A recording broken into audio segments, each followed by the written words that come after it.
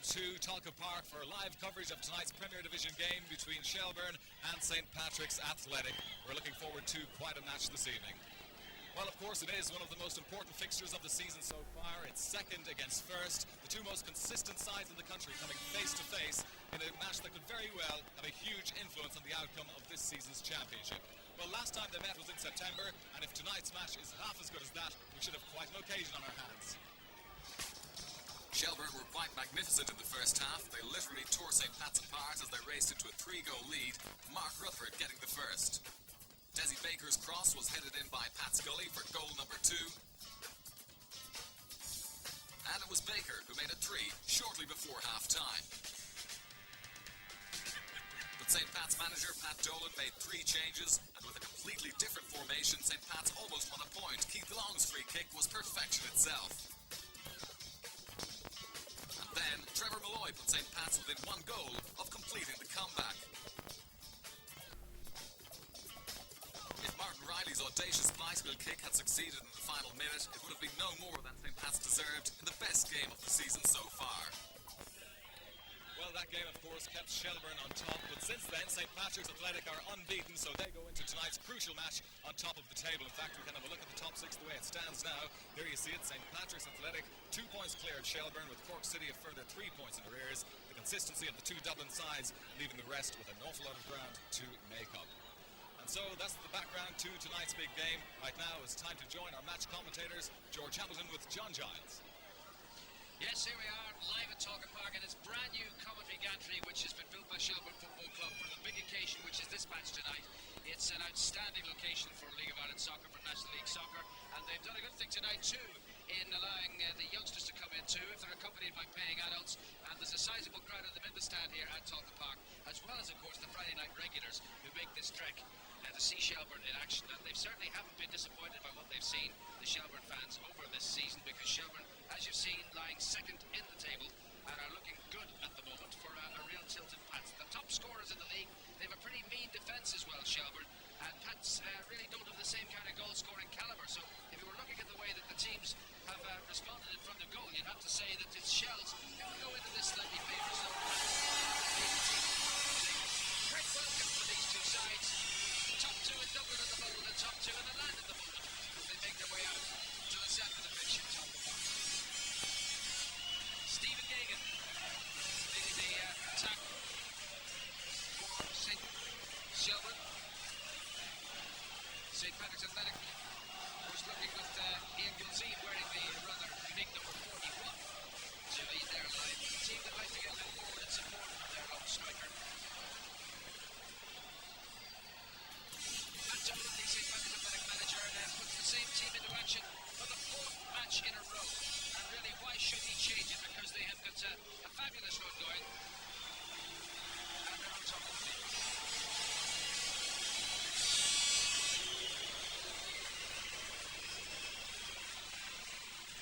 And the team's lining up around the centre circle because before this match there'll be a minute's silence in memory of 2 footballing stalwarts. The late Mick Dalton, former manager of Shelbourne, and, of course, Billy Bremner of Leeds and Scotland.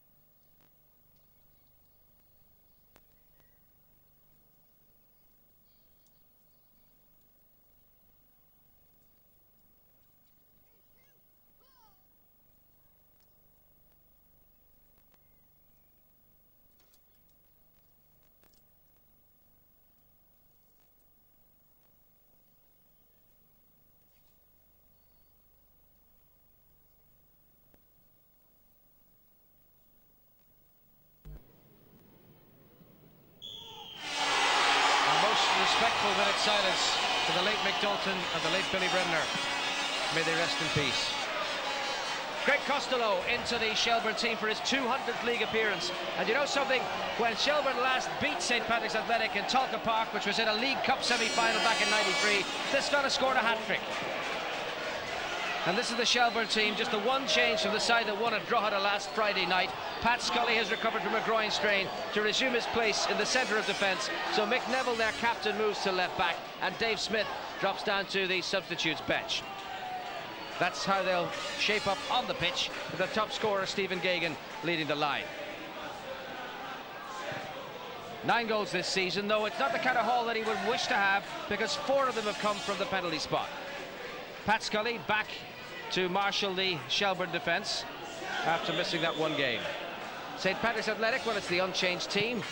They're unbeaten in their last 11 matches. They've conceded only a goal in their last 8, only a single goal. That's since they lost 3-2 to Shelbourne almost 3 months ago. So those who follow Pats are well familiar with those names, and that's how they'll line up. Trevor Wood, Northern Ireland international goalkeeper, born in the Channel Islands, and he's had a great run between the posts for Pat. 7 clean sheets out of 8 in the last matches. Martin Riley, who boasts a record of 3 goals in his last 3 matches for St. Patrick's Athletic. Colin Hawkins, star of the Irish under-20 team in Malaysia, and now a star in the League of Ireland and the Opal Player of the Month for November. Tonight's match referee has just been confirmed as a member of the FIFA panel from January 1. Congratulations to Hubert Byrne from Dublin, assisted tonight by Pat Whelan and John Ward. Shelbourne in red, attacking the Ballybock end, left to right. And Rutherford tries to get in behind the defence, and it all ends in a goal kick. Well, I'm delighted to say John Giles is here, back in Tolka Park, to look down on what's undoubtedly the biggest league match around this weekend, if not this month. Well, it's certainly top of the table clash. The pitch is in good conditions, very impressive, Tolka Park. And good night for the game, it's not windy, pitch is good. So we should get a good contest, I think, here tonight.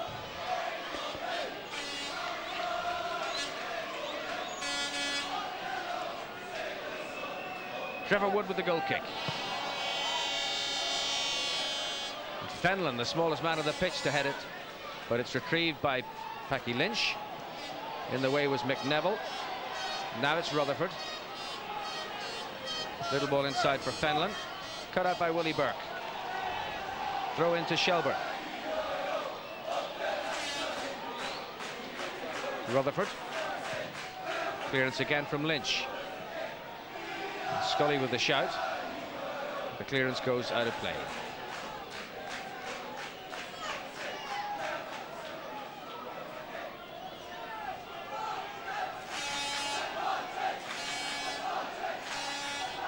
Neville struggling to get it clear, but then Scully managed to do so, helped on by Dave Campbell, of course a former stalwart for Pats, who seemed to hold his form and score goals against Shelbourne every time he played for the Pats against them. Costello seeking Rutherford, and the clearance from Packy Lynch.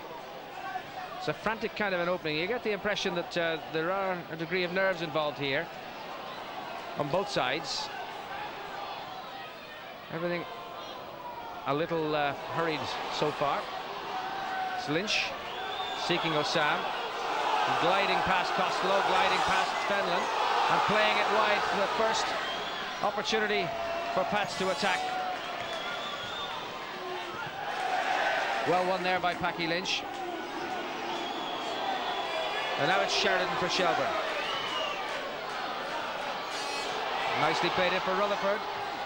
Gagan trying to get in there. Gagan up, but it's safely in the hands of Wood. And a clever ball out for Eddie Gormley. Gormley sweeping it towards Gilzine. Helped on towards Martin Riley. Cut out there by Tony McCarthy. And now it's Tony Sheridan. Fenlon. Sheridan. Tucked back for Fenlon. Neville pushes on. And Gagan's in round the back, but the pass angled in such a way that he was unable to keep it under control. That was a lovely little burst by Osam. He's a good player. He's a number player. I haven't seen much of football recently in Ireland, but did see him in the cup final against Shelbourne a couple of years ago, and looks a very, very good player. He's one of those players, looks as if he's a bit lazy looking, but can really turn the pace on when he needs to do it. It's won by Scully. Now it's Hawkins. Malloy and Osam. Malloy's continued the run. Scully marking him, and it's out off Malloy and behind for the goal kick. One of the three who played in Malaysia who are now regulars in the St. Patrick's Athletic team. The other being Thomas Morgan, playing in the centre of midfield. I think when you get big matches like this, all the players are a little bit nervous early on, and you just want to settle down a little bit. And Shelbourne, the last time they had the ball, did settle down. They took their time on it. They had to pass it round with Sheridan and Fenlon, and that's what you need to do.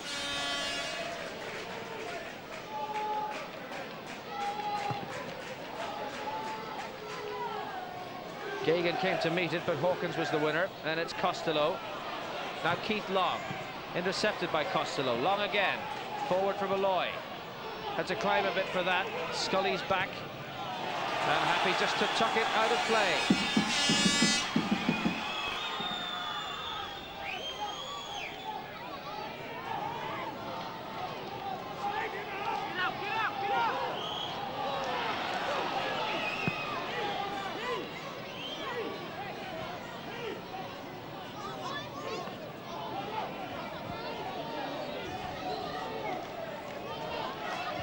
Pat Dolan showing no emotion, always on his feet during matches. Damien Richardson can be a bit more animated than that. Won by Hawkins again. Firm and decisive. Osam. And Shelbourne winning back. Sheridan seeking the early ball for Gagan, who's in behind the defence, but the flag is up. Offside, the award. Pat Whelan, the linesman. I don't think he looked offside there, George. I think it was a very excellent ball by Sheridan. He got in around the back of him. Might not see it from this angle, but I don't think he was offside. He was right beside the defender when it was played. And it travelled a long way.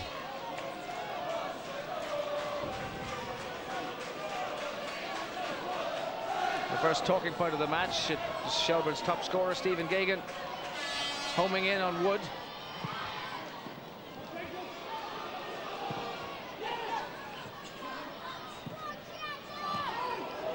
Sheridan. And then went Riley, but he couldn't control it.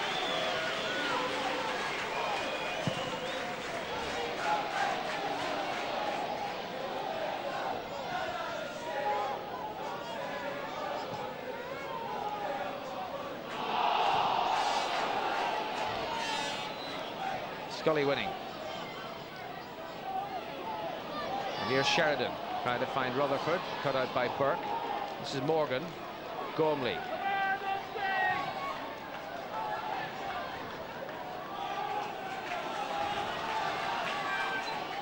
And Pat's throw.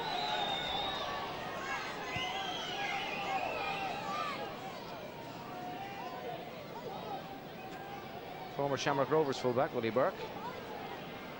McCarthy there. It's Hawkins and Long. And Malloy chases here. Costello did his job. Scully. Seeking Gagan. Nicely directed into Sheridan. Was meant to be played back to Gagan, but it was a little too firm. Osam and Long missed his kick. Throw into Shelbourne. Keith Long, another footballer in the fine tradition of the borough of Dunleary.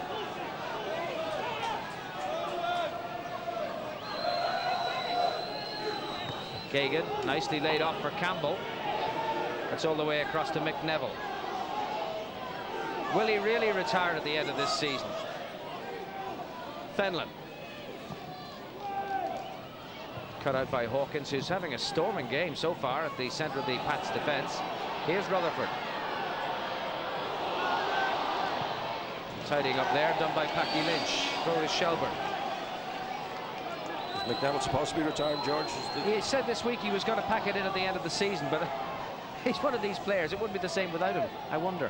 He's a very good player. Gives himself time and space on the ball to use it.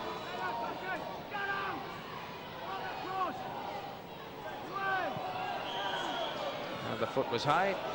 Hubert Byrne saying a free kick to St. Patrick's Athletic.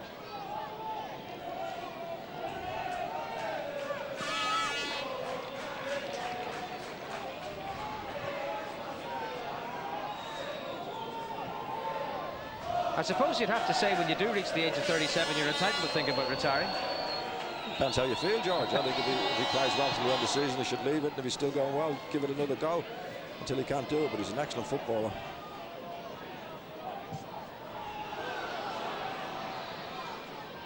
Goff waits. Costello. Oh, intercepted by Osam. Wow. Thundering challenge by Pat Fenlon. Always a temptation to call him nutsy, because that's what all his teammates call him too.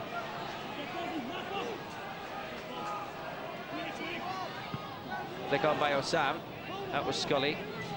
And Neville there to tidy it up. And a good ball forward towards Gagan, but he was all alone.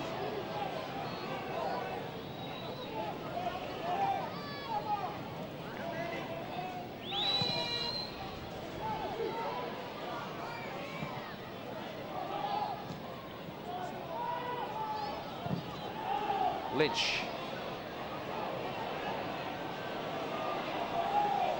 That's Tony McCarthy. So gone straight to Morgan. He did Eddie Gormley no favours there with that pass. Morgan again. It needed the wide runner up the right, but Riley hadn't pushed on enough.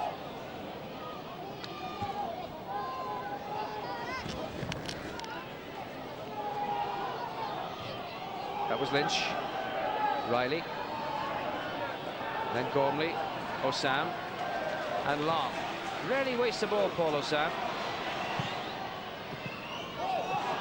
Long played it forward, Costello got a touch, and then Scully is cleared to touch.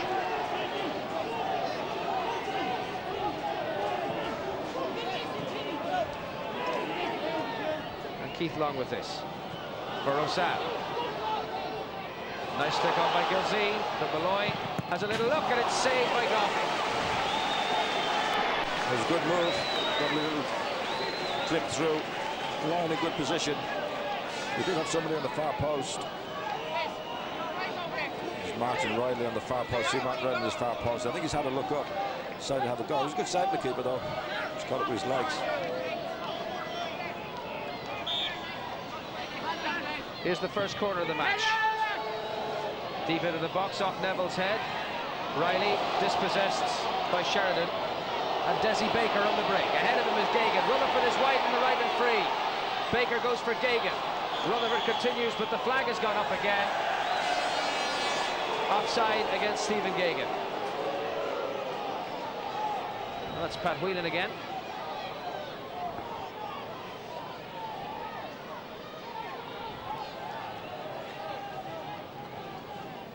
Just at the early stage of the game, you see it was a good little flick on. Malloy through. I think he made up his mind to hit it. There was somebody on the far post. Little clip might have done it. It's Fenlon. Desi Baker. Gilzine read that. Osam. Long. Malloy. Morgan, rather. Gormley. Seeking Malloy. Cut out by Costello. This is Hawkins.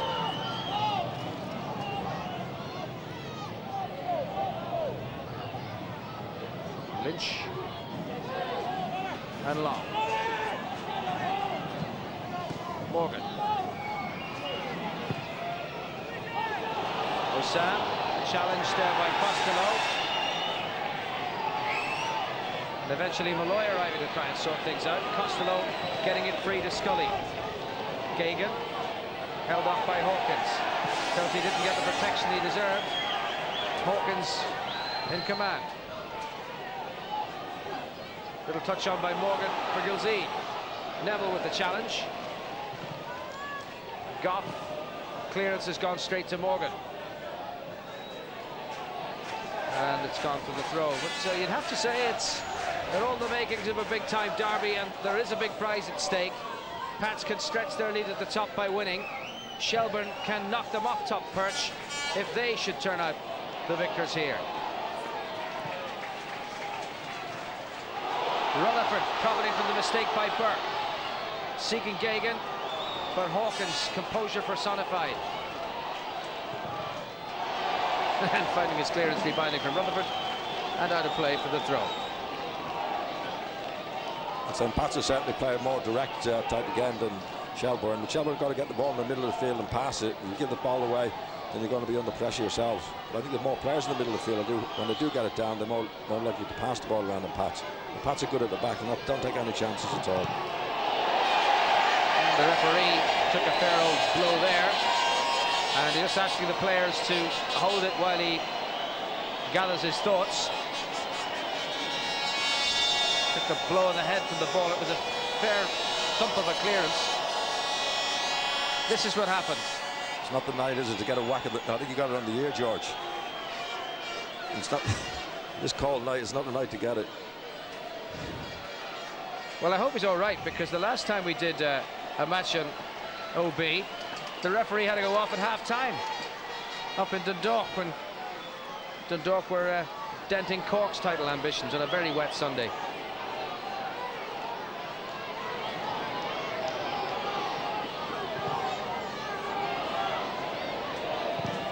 Neville.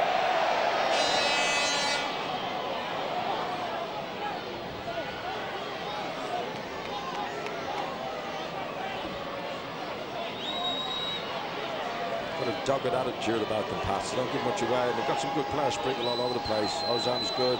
Gormley hasn't been in the game much yet, but he's a good player. Malloy up front is busy for them.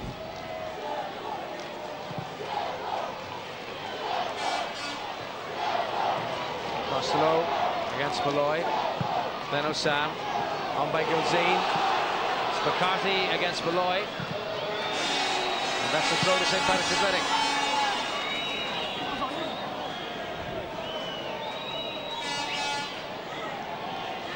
Malloy battled hard, and they've kept the possession. Long. Now Thomas Morgan. Didn't quite catch it as he would have wished.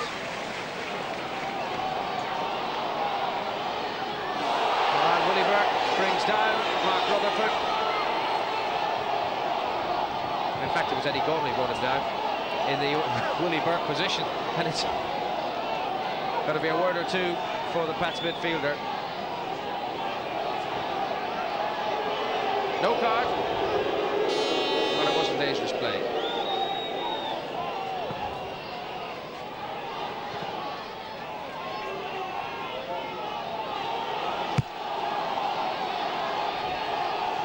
Meanwhile, a throw into Shelbourne.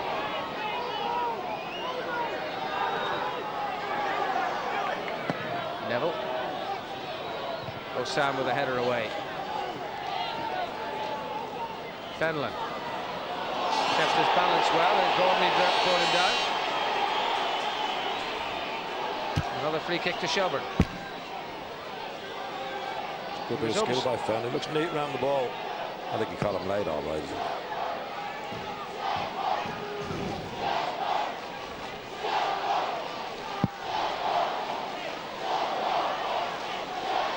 So second foul in quick succession by the Pats captain. There's the free kick. Osam slipping, managing to get there. Long, and then Gilzine. And Malloy, there's nobody there for Pats, but at least it clears the lines and they can regroup.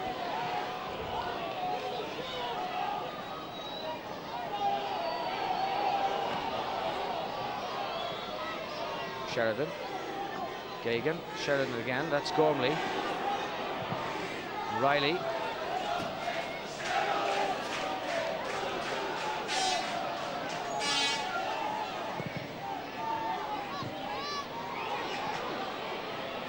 Gilzine. Malloy was on his way in, but Goff was untroubled. Now it's Rutherford. Laid back for Sheridan. And looking for Gagan. Important interception by Lynch. Rutherford's running back though. Can he keep it in? The answer to that is no. Doing well, Rutherford. He works hard for a winger. Usually get wingers to easily beaten, but he's not. Bit of pace as well. He can cause pass a little bit above it.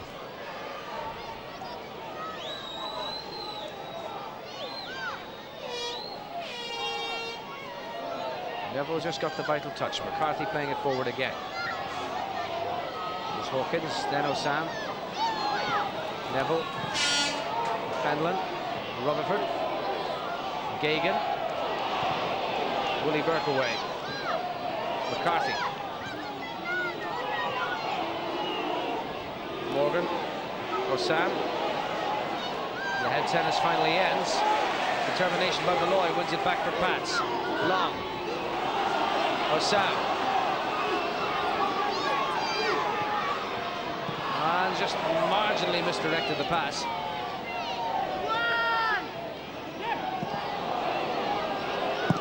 Gormley attempting the shot, but ending up closer to our camera behind that goal than the actual target.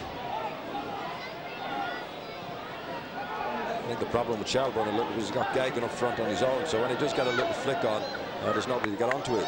Sheridan's playing very deep. He's playing as a midfield player, really, so they got 5 across the middle of the field, Shelbourne. I think they'd probably be better off to push somebody up beside Gagan. The patch have got Gilzean up there, Malloy up there. They've got a definite strike force. Well, a change to the football.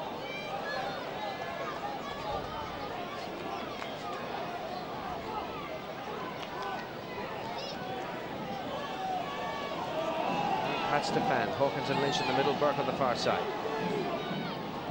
Noel O'Reilly offering words of advice.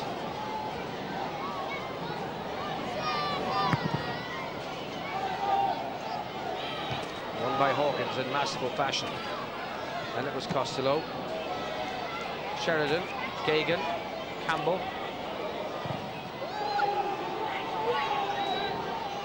McCarthy out of the middle.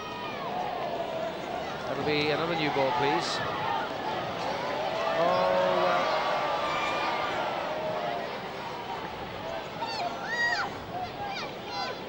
Put a backspin on that one, George. It was on its way out of Richmond Road and finally found its way back down off the sloping roof.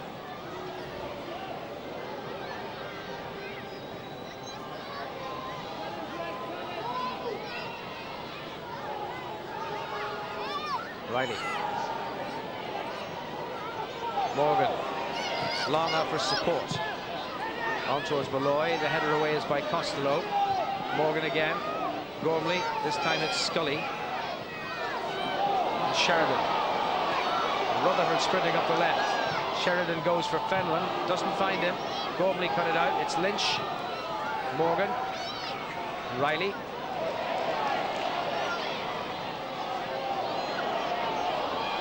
Sheridan once more. Not a good ball, easily cut out by Gormley. Morgan seeking Osam, finally finding him off the head of Dave Campbell. And Osam for Keith Long.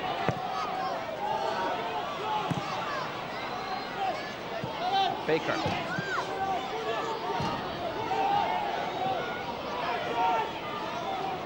With Tony McCarthy. Sheridan. Rutherford. Sheridan again.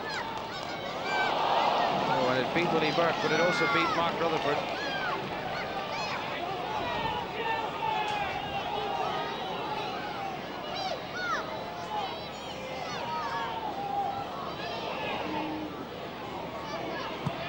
That's McCarthy, but there's no red shirt in that quarter.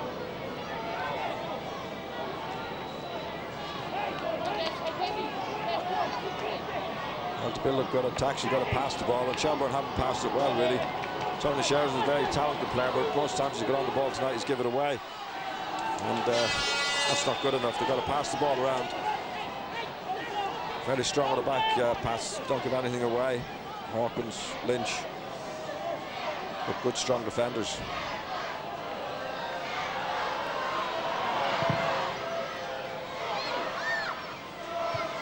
Osam. And then Riley. Roy tussling with Baker.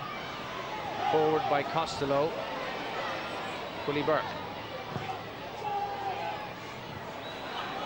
There's McCarthy. Rutherford. Morgan came in to make the challenge and put the ball out of the ground.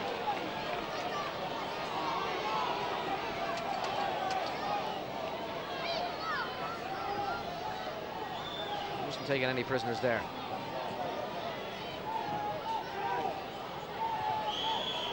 Once more, the offside flag is up. Certainly Gagan up front on his own, and I think Shelbourne could push somebody up beside him. I don't think they need that many players in the middle of the field. Got 5 players across the middle of the field, and I don't think it's necessary.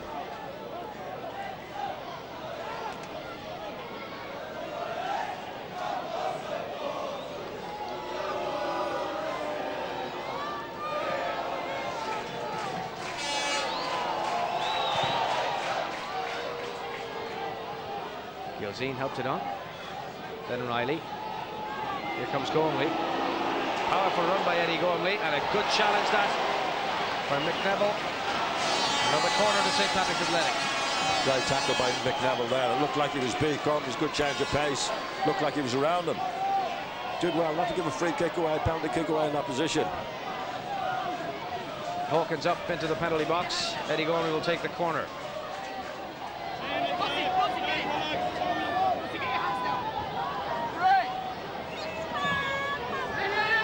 There it is for Hawkins, but he took a knock in the face as he went up for that.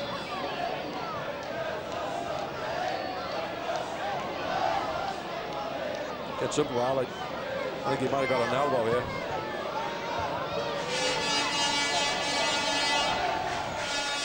He's none the worse for it.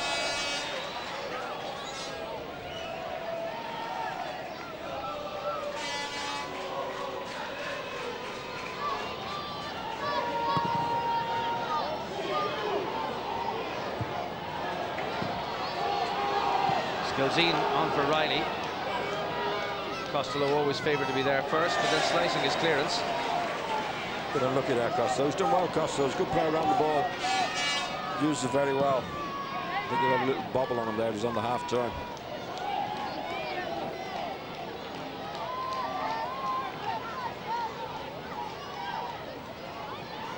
Long with the throw. Still in play. Malloy. Long with the cross. Gilzine battling to get there. Fenlon got it away. Thomas Morgan comes onto it. And it's Long. With the cross. Up went Gilzine. Well, it did hit the target, but it really wasn't of a quality to trouble Alan Goff.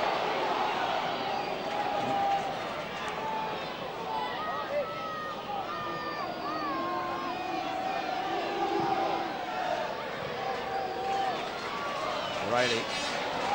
Gilzine has found its way to Long. Osam.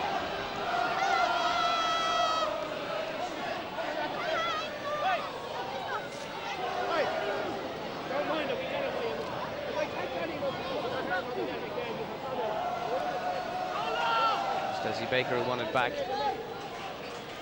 Osam with determination won't give it up, and he's won the corner. Very useful player, Sam. Very strong lad, big lad, good control. Knows what he's trying to do.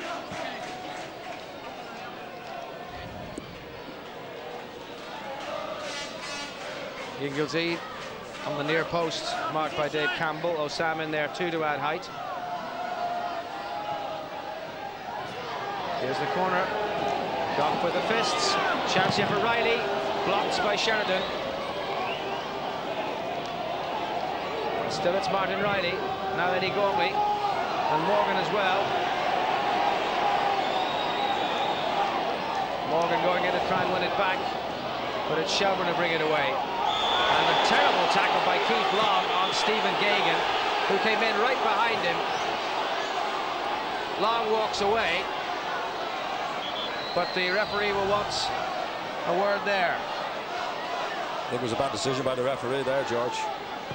You can always pull the player back after you give the advantage, and there's no doubt it looked like Baker was on his way.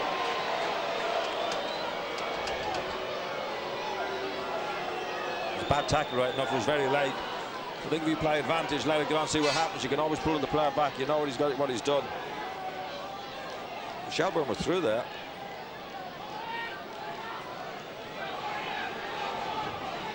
So a yellow card for Keith Long, and the end of that Shelbourne attack.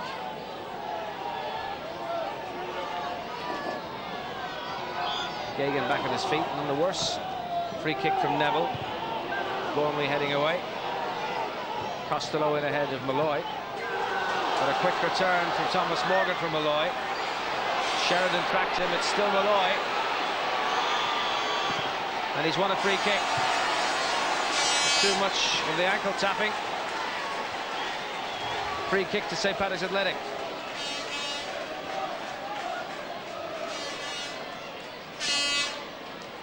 I think Eddie Gormley's good from these positions, isn't he, George? Good strike, lovely strike of the ball.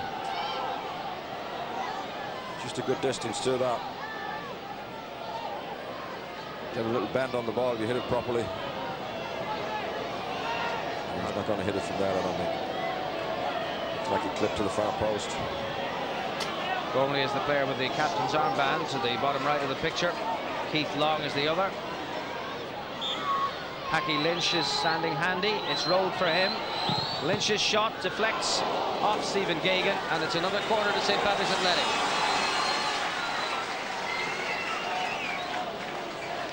A little bit lucky here, Shelbourne. Ball can go anywhere. Once it deflects somebody in that position, you see the goalkeeper's committed to the shot. Once more congestion ahead of Alan Goff, and a corner to come from Eddie Gormley.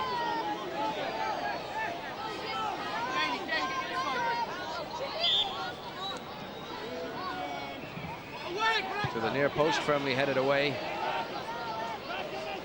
Gormley retrieving. And doing well. And again opting to shoot, but his angles have been a bit wrong tonight.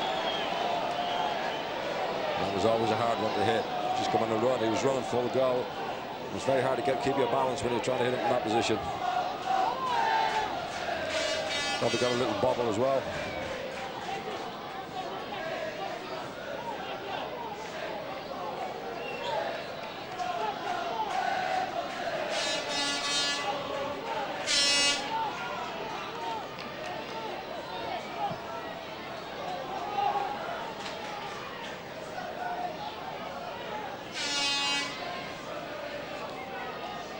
After due deliberation, Alan Goff will restart the game with a goal kick.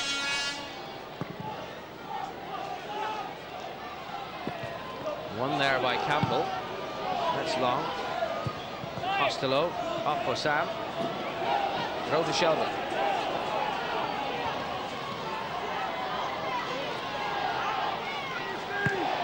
Sheridan. Unfortunate for Costello.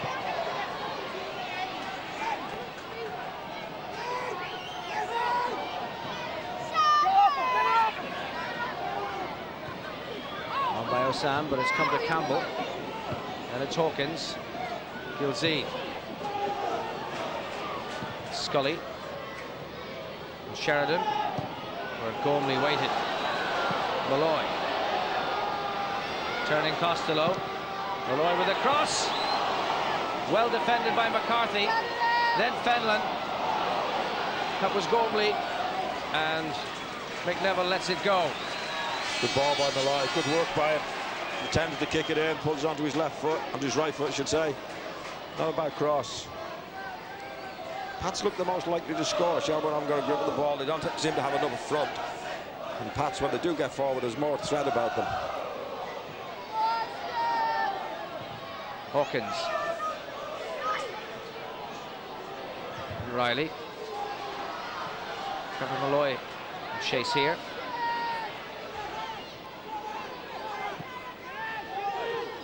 Hawkins deciding he can forsake his defensive position.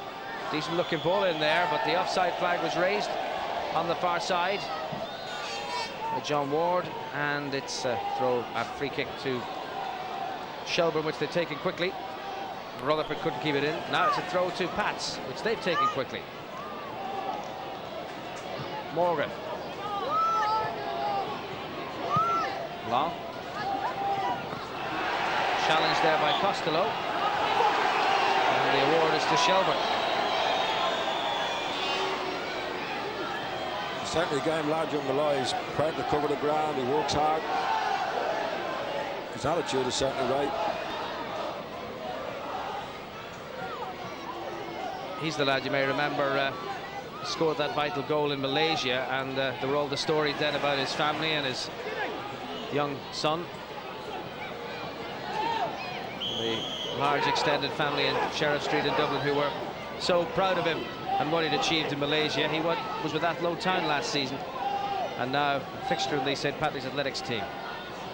He works hard at it, covers the ground up front well. Any loose ball, he's onto it, prepared to make the run all the time. Run by Long, Morgan, Gilzee has been pretty quiet so far. Another good ball, he's given it there to Rutherford. And into this goes Baker. The keeper saw the danger coming, Trevor Wood. Morgan. Gormley.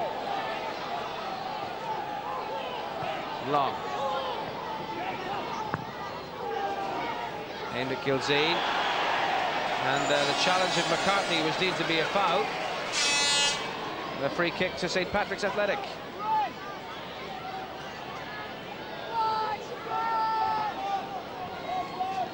Looks useful, Gilzee, a big strong fella, good target man. Always got a way out for the get out ball for Pats. Or Shelbourne don't have that. They give the ball away like they are doing in the middle of the field. They're going to put themselves under pressure all the time. Gormley's free kick. Osam round the back. That's it. 1-0 Pats. Paul Osam in the 36th minute has put the league leaders in front. Did well as well. His right foot is on his back foot. Good ball by Long. Just put it in there, but obviously Shelbourne players, when we see it again, I'd have to be standing watching that for him to get round the back like he did. But he's tucked it away brilliantly into the far post. And everybody's marked up. Definitely got round the back of somebody there. Might have been Mick Neville even. He's on right here. Just an ordinary ball chucked in. Osam's made the run. I'm not so sure it was Mick Neville or not. Might not be. Might be doing him with the service there. I think it was Dave Campbell, actually. It was Dave Campbell when he's gone around the back of him. Osam and finish it off very well. He's coming onto his bad foot. He's a natural left-footed player. I don't think Pats deserve it. They look more likely to score. Shelbourne really haven't put an attack together to trouble the goalkeeper at all. Well, that's Paul Osam's fourth of the season. He's a very useful player, Sam. He doesn't look good. He looks like one of those lads who looks a bit lazy, but you'll find that with a lot of good players. And when he has to put on a bit of a spurt, he's well able to do it. He uses the ball well. His close control is very good. It's hard to shake off it. He also scored when they last met here in March in the 1-1 draw. He's tucked it away well. And they're happy. I think Dave Campbell will have a look at that later on. As they say, George, he won't be too happy with himself there. There's good purpose about Pats, though. A little bit more dogged than Shells. Shells look like they're going to try and play it, and Sheridan is obviously an important member of the team, but his use of the ball tonight has been very poor. Because when he's giving the ball away, he's giving it back to Pats and putting themselves under pressure. But with Gilzee up front, Malloy up front, they're prepared to get it up there, and Malloy's playing off Gilzee. Shelbourne just don't have that. They've got Gagan up front on his own, and there's too many defenders for him. Well, this puts it up to Shelbourne, the league's top scorers. Fine record. They have 40 goals in 22 games this season. But they're against a team that's conceded only one in their last 8. It's intriguing. Rutherford's cross. Gagan with a flick on. Wood stretching. Oh! And that was superb defending in the end by Keith Long. Did very well there. I think it was Baker was coming in on the ball. That was very good defending. got back into a good cover position. The goalkeeper could only parry it away from there. You see Long in a good position. He's able to hook it away inside of his left foot. Shelbourne's first corner, taken by Pat Fenlon. Would seem to be impeded, and the referee thought so too. Free kick to St. Patrick's Athletic. It's a good header by Gagan across the goal. Wood could only scramble it away.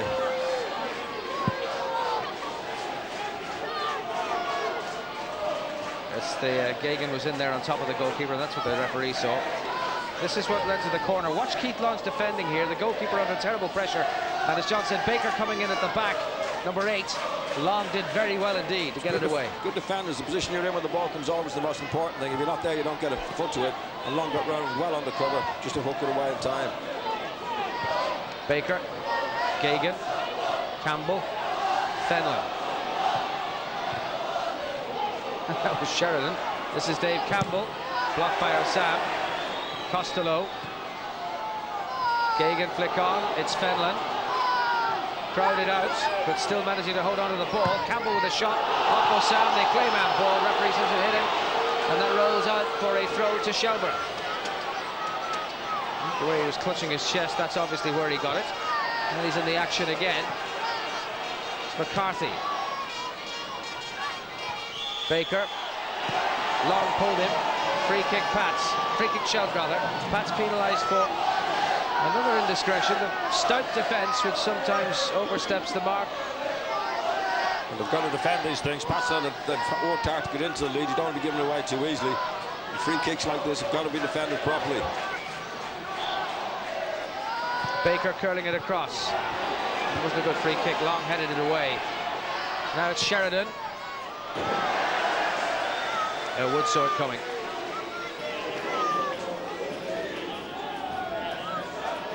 So was this a handball, I wonder? As I say, when Osam reacted, it was his chest he was rubbing, but it did appear to catch him on the elbow.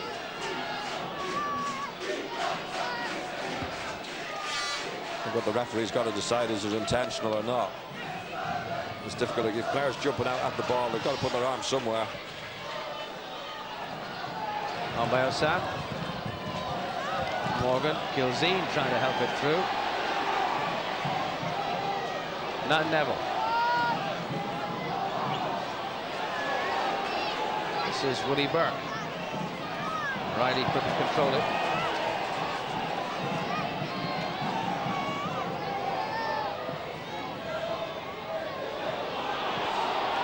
Hawkins to see it back to Wood.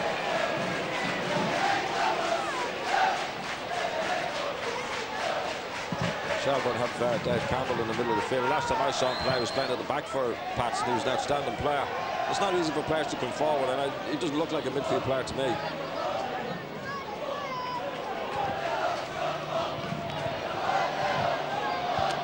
Well, there's an interesting presence on the bench. Pascal Vaudequin, who's missed a bit of this season with injury, who would offer the option of going on the right, releasing Greg Costello into a midfield position, if that was what Damien Richardson felt inclined to do.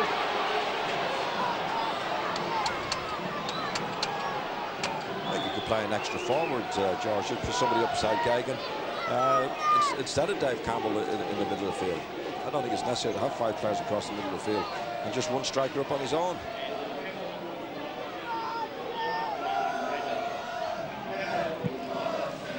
Plenty certainly for the Shelbourne manager to ponder. When Pat's attacking, they do get it forward. Gilzine's up there, Malloy's up there, Malloy's prepared to go, and Gilzine can get a little knock, and they're just feeding off each other. Rutherford. The way was Lynch. Now it's Campbell. A little touch from Gormley. Well, that didn't seem like a foul, but that was how the referee saw it. Osam clearing. Intercepted by Fenlon. Sheridan. It's Gagan.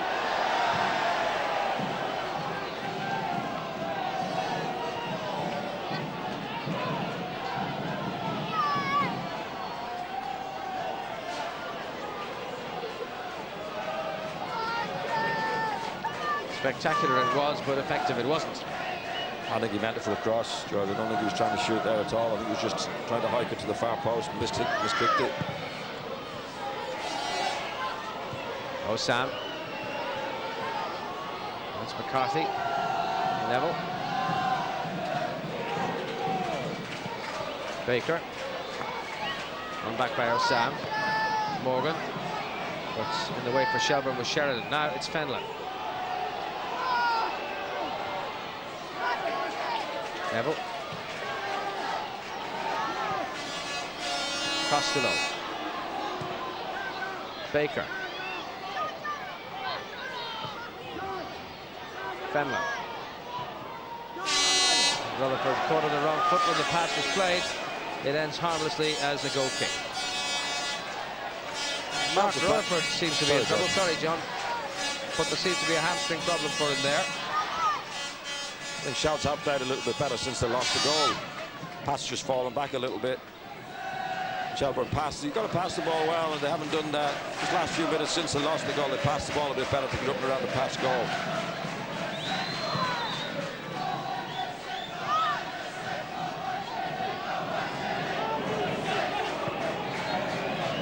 Gormley.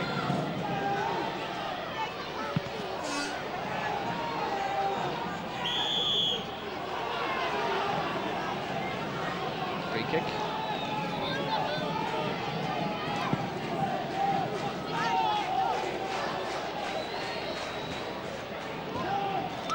Level for Rutherford. Ball is out.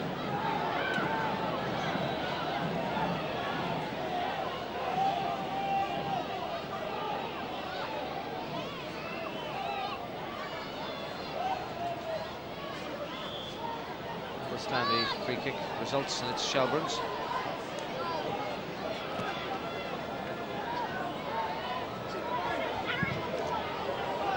Pats, who have a record of 7 clean sheets in their last 8 matches, but have a tendency to play a bit like this when they score. It's fairly liberally sprinkled with 1-0's their record. This is Rutherford. Sheridan, but denied by Willie Burke. They certainly defend well, Pats, all right. I think they've just given Shouts the initiative since they scored themselves, maybe getting towards half-time. But when you do that, you're likely to concede free kicks and corner kicks. And a good corner kick, anything can happen. You only need a little flick of the head and you're back to 1-1 again. So they've got to defend this one as well to keep in front. Scully at the near post. Baker with the corner. Wood got a fingertip to it. Back again from Sheridan. Off the line and over the top down by Rutherford. It was Campbell's effort that was cleared away by Thomas Morgan. Did well. It was on the line. It looked, it was very, very close. I think he just got enough on it to get it away from the line. But that can happen. The corner kick, anything. Shelbourne haven't really played well, but it could well be level in this position. I see young Morgan's on the post there. He's done well to scramble it away.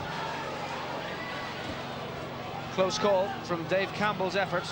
Well played it again by Sheridan. Campbell headed and Morgan got it away. Just about. It was a good header by Campbell. Good ball by Sheridan there. It's Morgan again. Gormley. This is McNeville. Fenlon. But that's the end of the first half. Time for no more. And what was another promising Shelbourne attack is nipped in the bud. Paul Osam getting the goal and the 36th minute. The free kick taken by Eddie Gormley. And Osam ghosted in around the back of Dave Campbell and planted it past Alan Goff.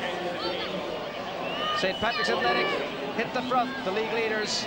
A goal to the good on a ground where they haven't lost since December 1993. Half-time at Tolka Park. Shelbourne 0. St. Patrick's Athletic 1. Peter Collins is with Shelbourne's manager Damien Richardson.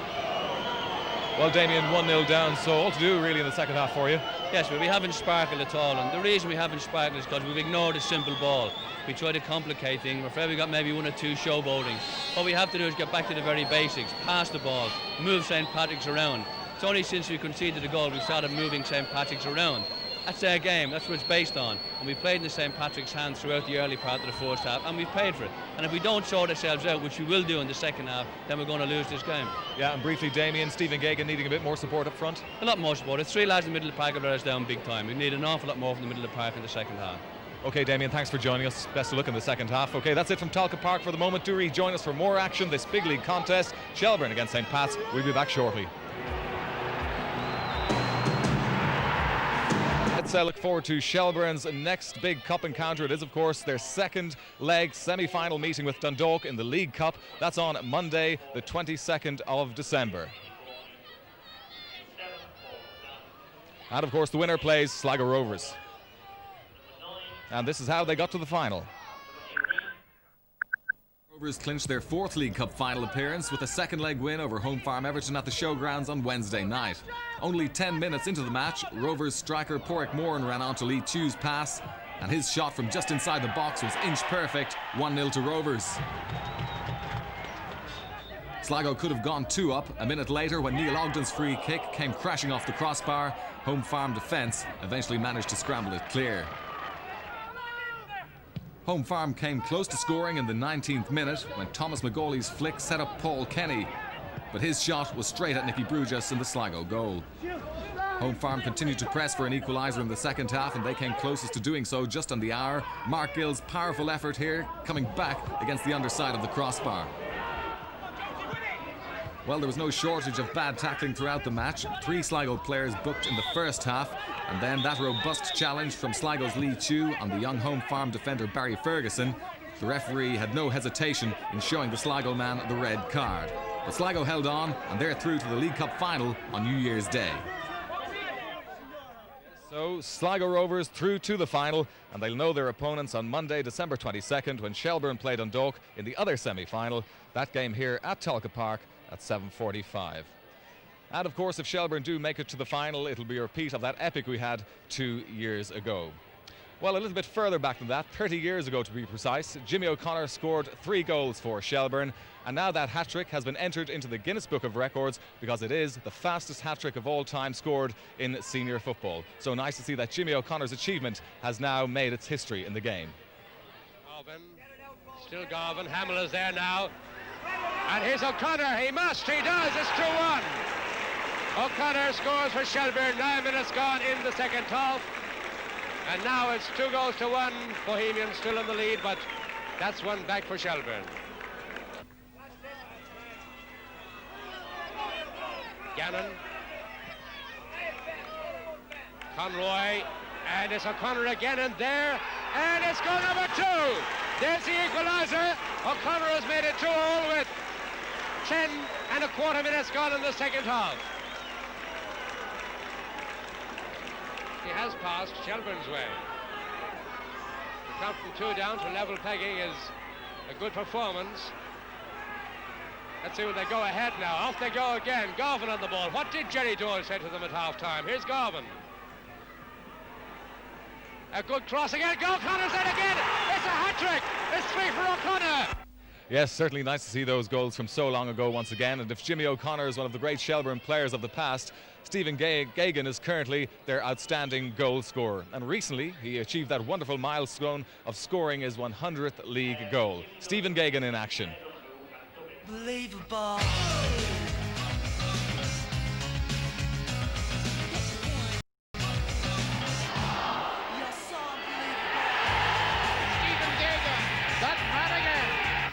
Promising attack, Osam into the middle, missed by O'Donoghue, but not by Gagan, and Rovers are right back in the hunt.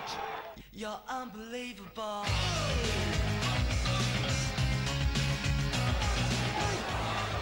That's a lovely ball.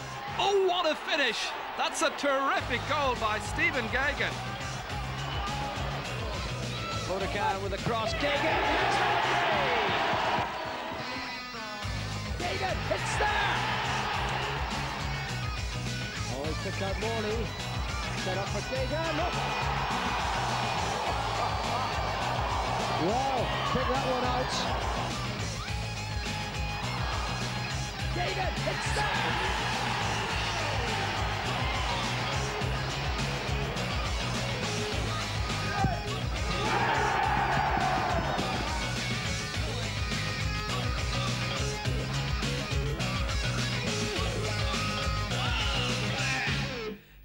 unbelievable. Yes, that's exactly the sort of finishing that the Shelbourne fans here packed into Tolka Park will want to see in the second half if Shelbourne are to get back into this game. Second half of Shelbourne versus St. Patrick's Athletic coming up very shortly.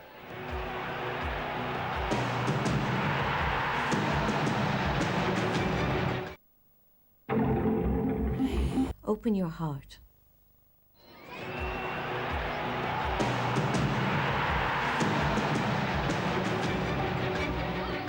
Yes, you're very welcome back to Tolka Park. Shelbourne 0, St. Patrick's Athletic 1. The goal coming from Paul Osam, beautifully finished after 36 minutes. And so is Shelbourne, who have an uphill battle in the second half. Now, you may remember early in that first half, referee Hughie Byrne was involved in a little bit of the action. I think we can have a look at that now, see exactly what happened. The team's coming back out onto the pitch. That was Willie Burke's clearance and smack right to the side of the head. That was a very, very strong blow referee Hughie Byrne took. But luckily the referee is okay, and of course he is ready to take his place in the centre circle for the second half of this match. So as you can see behind me here, Shelbourne anxious to get on with things. They're back out on the pitch. We're awaiting the arrival of St. Patrick's Athletic. Obviously Pat Dolan talking tactics with them throughout this half-time break. I'm sure he'll be reasonably pleased at what went before him in that first 45 minutes. We hope to have the St. Pat's manager's reaction very shortly. So, without further ado, we're going to go to the commentary box, and maybe we'll have Pat Dolan shortly. Back to George and John Giles. Thank you, Peter. Stephen Gagan. Of course, we've been making the point that he hasn't been in the same kind of scoring form this season, but he has been ill. He had a virus. It's been variously described as tuberculosis, in fact. But so obviously he's not in a position to bring himself to the same level of fitness that he's been in previous seasons. He's on antibiotics, which obviously takes its toll.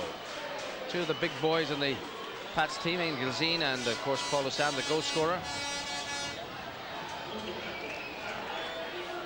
And you wouldn't expect Pat's to make any changes either after half-time, so neither team has changed its personnel as we prepare for the start of the second half. St. Patrick's Athletic with Paul Osam's 36th minute goal. The difference between the sides, and Hubert Byrne clearly none the worse for that thump in the air that he took from the ricocheting ball. He's ready to start the second half.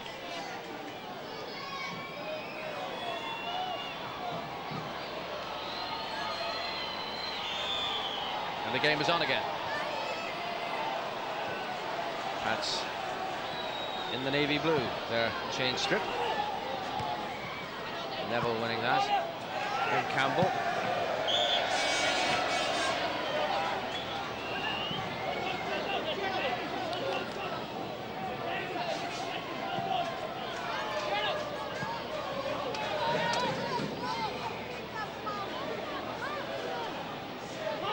Burke's throw.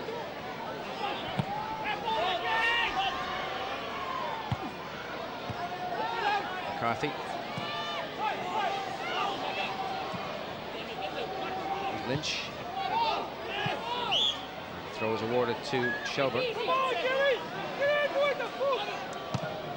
Fenlon. Gagan. One back by Morgan.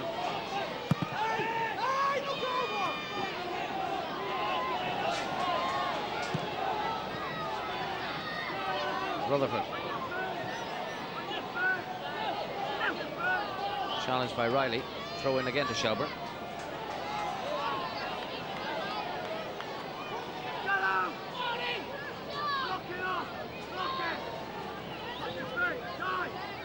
There's one again. And the challenge this time from Willie Burke.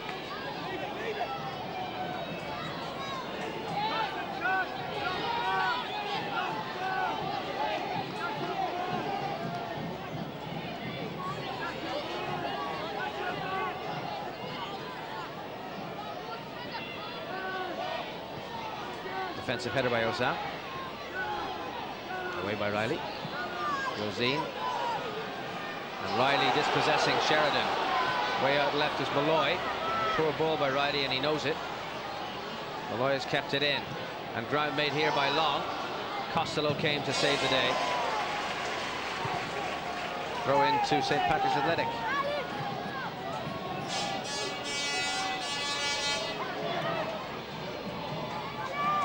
Keith Long to take it.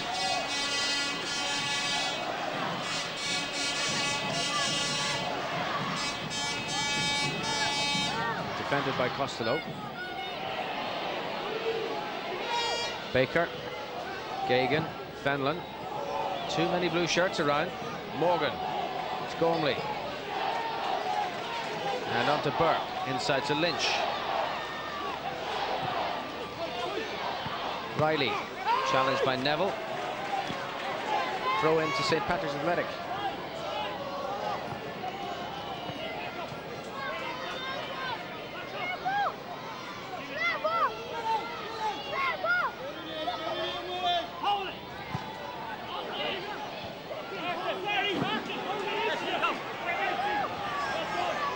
Came to Dort. Outcome this time is a throw the other way. McNeville to take.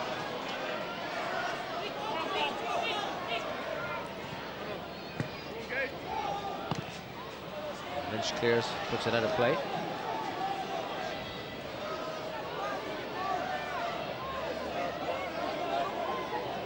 Neville again with a throw. Fenlon. And Wood out of his goal to save. Been an important acquisition for St. Patrick's Athletic. They got him from Hereford. And as we were saying, he did have a cap for Northern Ireland under Brian Hamilton against Liechtenstein last year. Long. Gilzine held on well, but too many red shirts around him. Good challenge by Costello and Malloy. Ball hasn't gone out. Hawkins. Now it's Osam. Came off Gagan, but Lynch was there. And it's Hawkins. Osam again. And the offside flag went up, and I really don't know why.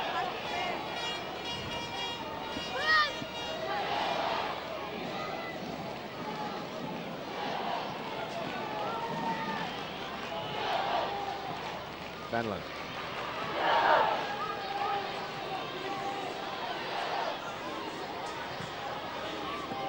Neville.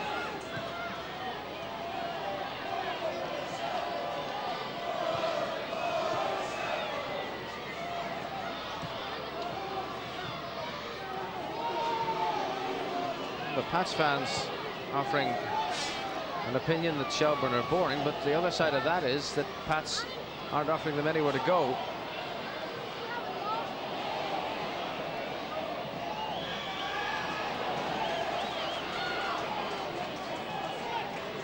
I think Pats have made a good start in the second half.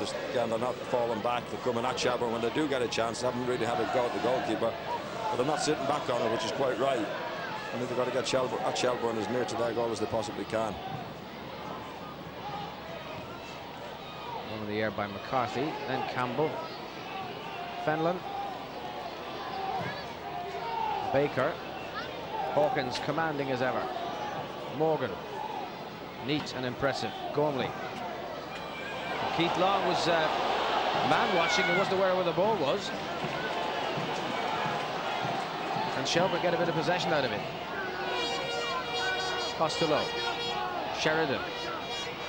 Not a good ball. Osam. Challenge was from Scully. The throw-in is to St. Patrick's Athletic.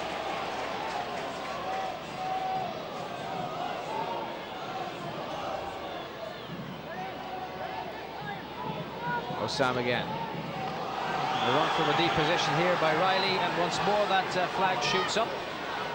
Well, I think this linesman on this side is not frightened to put the flag up. I think the previous time I don't think they were offside either, and that was very close.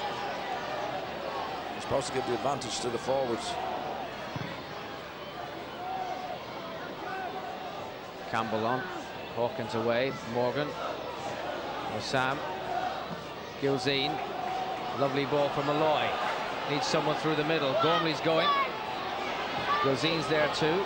Malloy has opted for support from Keith Long. Hawkins. Morgan. And Gormley. Well, I don't really know what he was thinking of from that kind of range. I think he's acknowledged it to his teammates. It was a long way out. I think he might have spotted the goalkeeper off the line and tried to curl it with the inside of his left foot. That's what it looked like. Certainly the young players for Pats have done well. Hawkins at the back, Morgan in the middle, nice and neat on the ball, and Malloy up front is very lively. Very game kid. Needs to be fit to do what he's doing. He's doing a lot of running, chasing around up there.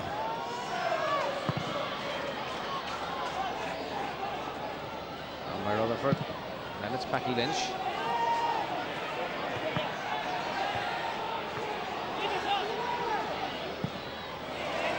Put out by McCarthy.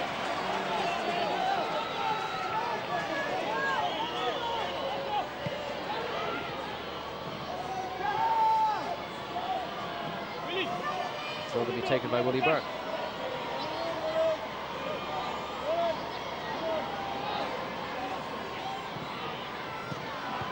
There's Riley. Lynch. They're all too aware that the flag was likely to shoot up once again. Pat's men stayed back, and the ball has gone harmlessly for the goal kick.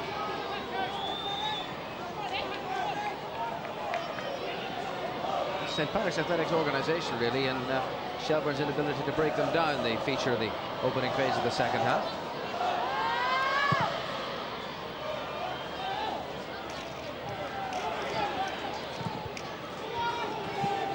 Following on from Damien Richardson's half-time comments, I wonder if we're about to experience Showboat Act 2. Shelbourne's chairman, Finbar Flow, with an anxious eye on the proceedings. The race on here between McCarthy and Riley. Goff clearing well. Campbell and Neville. Fenlon. Neville again. Rutherford. Now Baker. Costello outright. Good ball by Baker. Good support offered by Costello. Forward for Gagan. And now for Fenlon. Seem to take the more difficult option. There's a quick break on here. Morgan, Malloy. Morgan's continued on. And Malloy tries to pick him out. That's a good ball by Malloy. Thomas Morgan just couldn't deliver the cross for Gilzee. Gagan. Now it's Hawkins. And Neville there ahead of Riley. But as before, the better opportunities being created by St. Patrick's Athletic. And with that, Rutherford intercepts a careless ball by Burke. And Sheridan's gone on the run here. Long made the interception. Rutherford now for Gagan. Two in the middle for him. Willie Burke makes the challenge. The ball had gone out. It's a throw to Shelbourne.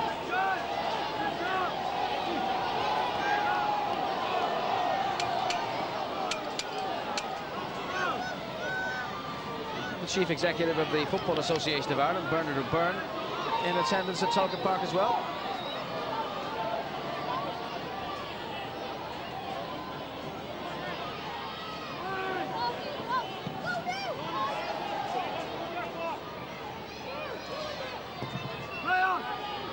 So McCarthy, the defender, up for the attack. Now Neville. Rutherford. McCarthy. On for Rutherford again, but it was asking a little too much. Mark Rutherford. The goal kick is the result. Well, Pat's in control of it at the moment, there's no doubt about that. And Shelbourne have really got to pick it up. They've got to get the passing going. Got to get at Pats, but Pats look very solid. I was putting my money on anybody now to score another goal, it would be Pats.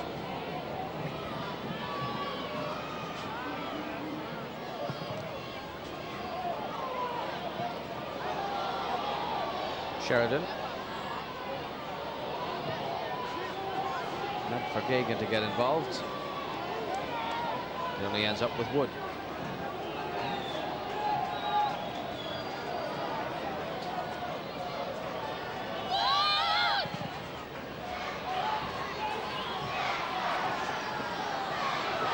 Malloy. Dispossessed by Costello. And it's Morgan. And Hawkins and Osam. Long.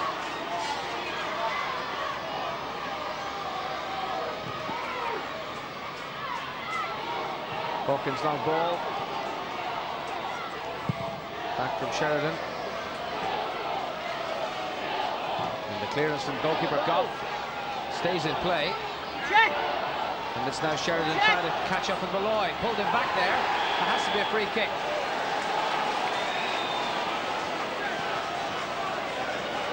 Tony Sheridan pulled back the on-rushing Trevor Malloy and pats up a free kick. Definite free kick.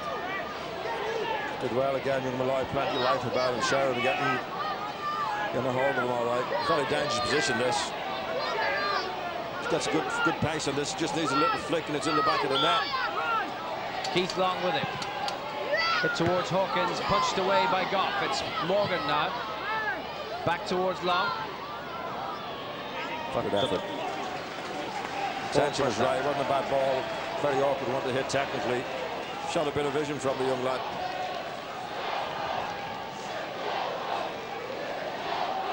This was the free kick, punched away by Goff. And this was then Thomas Morgan, crowded out by Rutherford. Difficult ball, George. Was under pressure.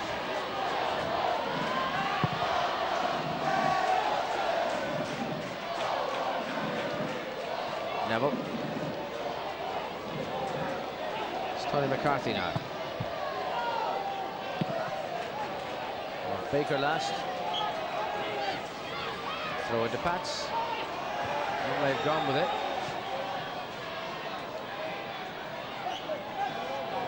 And then once again it's a throw into Pats.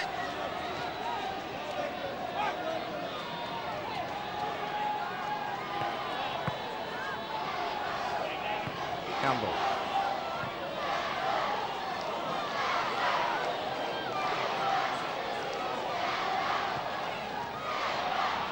So Sam.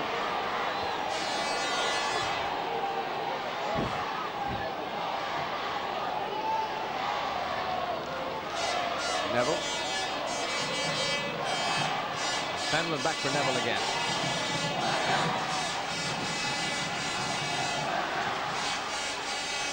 Fenlon.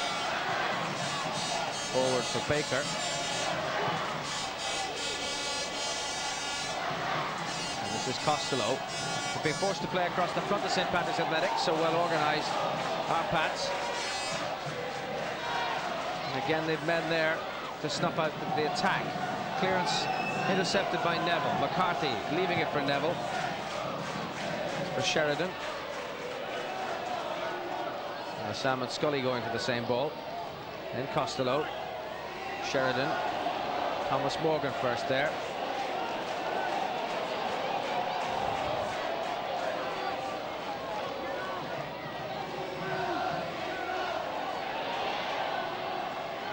Fenlon.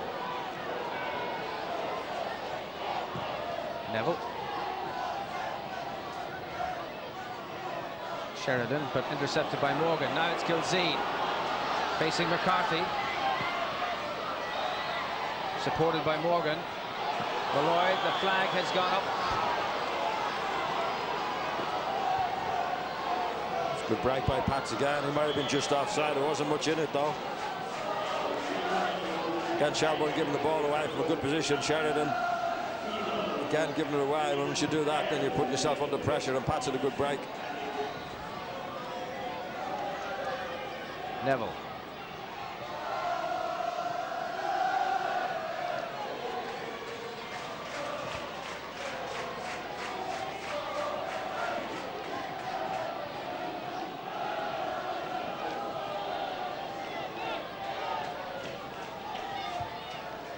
Neville. Looking for Desi Baker. Can't knock it into the path of Gagan, but cleared by Lynch. Costello against Malloy. It's broken nicely for Sheridan. And now it's Fenlon. But Pats with everybody back. Disciplined defending. Baker. Gagan. And Sheridan. Dave Campbell. Baker. Better. But the finish, no power to the shot. It was bad pass by Shelbourne. At least they find the red shirt. And if you do that, you've got a chance of building something up. Wasn't an easy one for Baker there, but at least they got into a shooting position.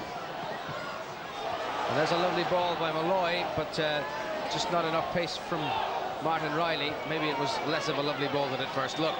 Rutherford. seeing off the challenges of both Gormley and Burke. Rutherford's cross. Again, Wood taking it expertly.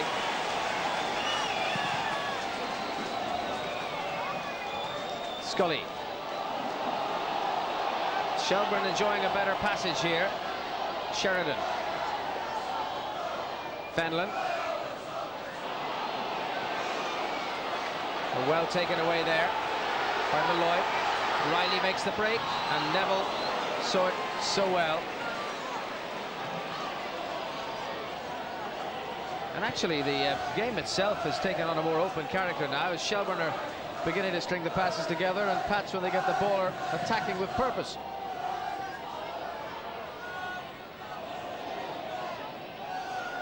Sheridan out off Osam. They're holding the ball well, Shelbourne. Not getting through, but when Pats do win it, they actually look more likely to score than Shelbourne do. And they work hard, Pats. They don't give anything away.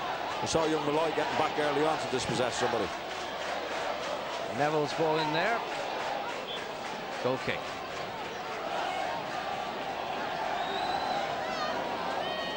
And the change about to take place.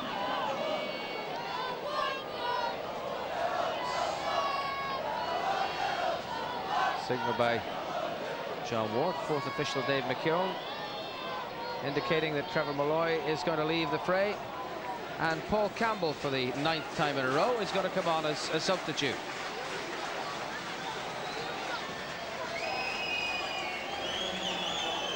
Campbell replacing the raiding winger. He's going to slot in on the right side. Malloy was on the left. We'll put Martin Riley over there. Hawkins winning. So it's a straightforward swap. Just a little tactical realignment.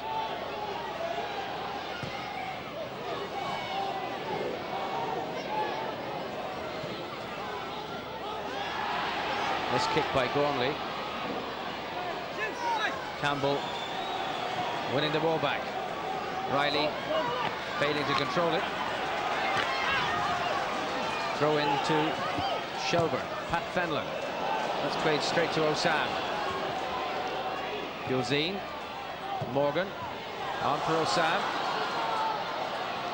Costello chased him in the corner. And the shoulder charge of Paul Osam deemed to be a foul.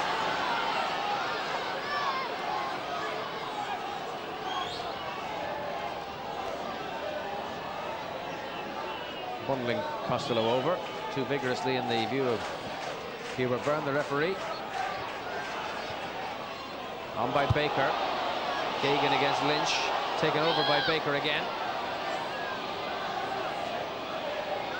And running long, and a good-looking cross. Rutherford goes in, but well defended by Willie Burke. Good run by Baker, and a good cross as well. Nobody in on the near post. We got Pats defending well. Burke getting into the right position. Good ball by Baker. Yeah, good covered position to get it away.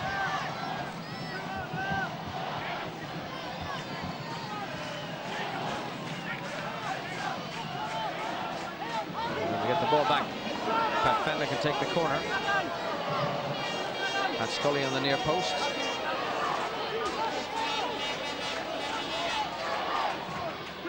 Inviting looking ball in there. Wood having to punch. Gormley away. Seems to become fashionable lately, George, with goalkeepers punching the ball away with a chest high. Continentals used to do that. I think he could have caught that ball. It's chest high, it doesn't need to be punched. Neville seeking the onrushing Sheridan. And now it's Baker, profiting from Long's clearance. Campbell has come off the referee. Then McCarthy for Neville. Headed away by Long. And well played by Riley for Osam. Gilzine. Played for Riley. He's onside this time. It's Martin Riley. And the man who scored 3 and 3 wastes the opportunity. That was a chance to finish it off, there's no doubt about that.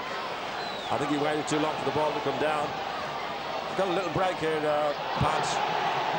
We can see it, and then it came off Campbell's foot, I think. You see in that position there, he could have been attacking him well done, waiting for it to come down, just get it while it was in the air and take an extra stride, just take it away from Mick Neville trying to chase back.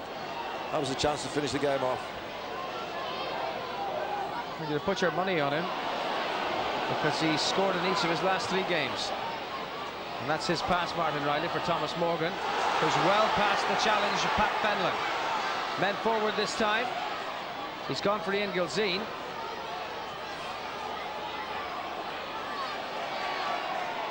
Morgan again. And Gormley. Burke scampers round the outside. Gormley opts for the inner route. Looking again for Riley, and again the flag has gone up. Getting great chances on the counter attack. They're winning the ball well. This is the chance. What's the second bounce? They should have there. After that, they just really hit it. He could have taken on another step and get it under control, under real control. He was a bit anxious at it. Looked a bit anxious. Hawkins. And that was a little ambitious by Osam. Hawkins will run all right, but Goff comes out of his goal.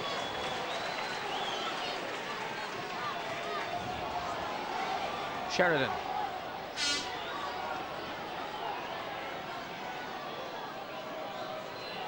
Fenlon. Baker. Baker with a cross. And Rutherford at the back. And did that touch the hand of the defender, Willie Burke? I don't think it did, George. I think it hit him on the back.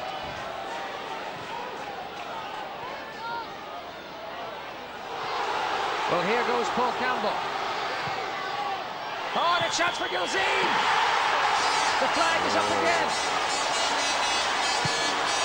Well, that was close. Coming in at that angle. That was very close. I'm not so sure he was offside there. This is a very good ball in. Very good ball in. We're not getting a good angle on it, but I thought he timed his run well. Well, he found the net, but it didn't count. Meanwhile, Shelbourne have had a corner. Rutherford. Now Baker. Hawkins getting it away. Shelbourne has thrown everything forward. Have to go after the game, there's no doubt, but they're leaving themselves very spare at the back when Patrick's break it up.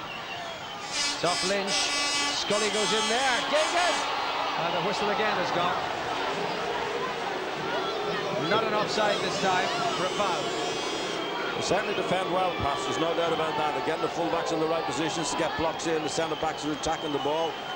And Shelbourne out throwing everything at them, but they need a break around the goals. But usually when the one that's defending, the most likely to get a goal, I think, when you break up the attacks.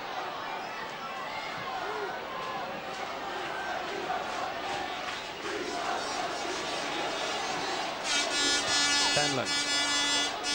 On the wing was Sheridan. Here's Costello in support. Fenlon wanted it back, but Morgan got there first. They're playing better, Shelbourne, though. They are passing the ball. They're finding red shirts, which is a big help to them. They're playing a lot better than they did early on. Neville.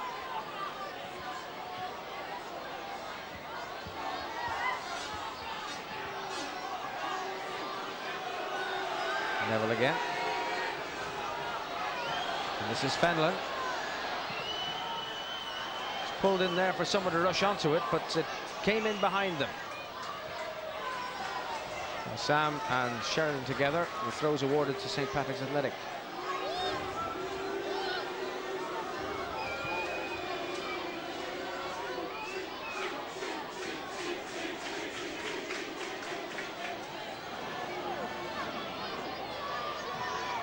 Osam again.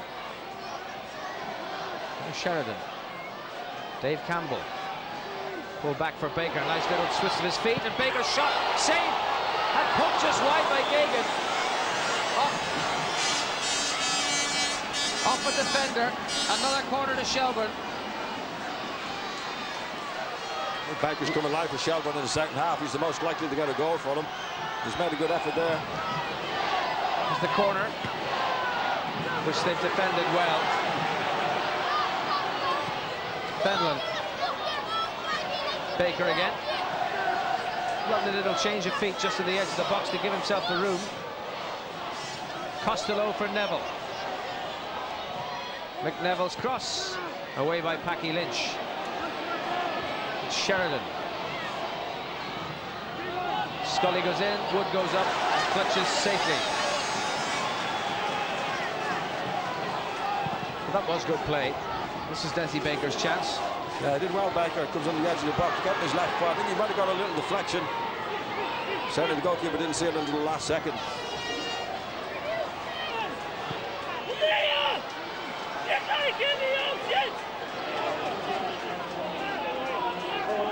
Campbell set him up and he got away from the lunging challenge of Gormley, parried by the goalkeeper, and it was in fact the defender who got it away from Stephen Gagan.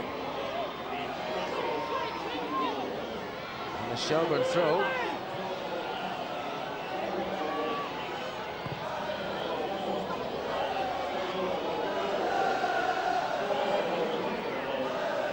Sheridan.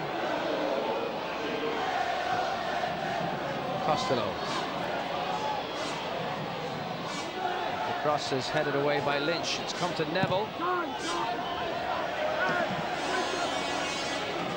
Clearly felt it was worth a try. Well, they've thrown everything at them now, Shelbourne. They need a break. They need a lot of players back. There's no doubt about Pats when they're defending. They get the players in the right position before the ball comes into the box. They can always go and attack it, which they have done very well with Lynch, young Hawkins at the back, two full-backs.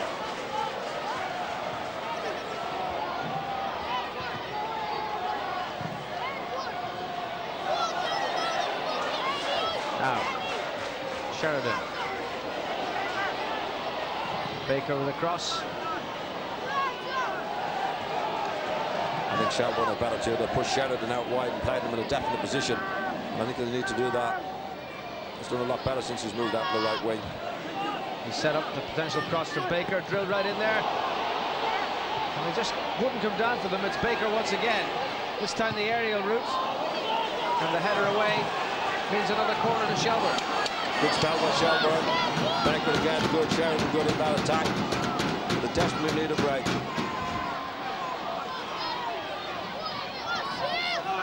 Corner headed away by Gilzine. Fenlon scampering out of defence to solve things. Here's Riley now. Gormley, who made that timely interception. Morgan. Plenty of openness about the game now. Morgan trying to dribble his way through.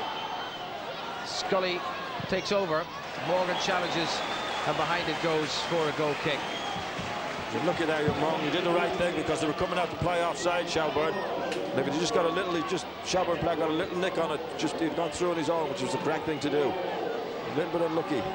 That's the way the game's going to go, I think, till the end. Shelbourne, a lot of attacking by Shelbourne. And Pat's hitting them on the break. They haven't lost here all season, Shelbourne.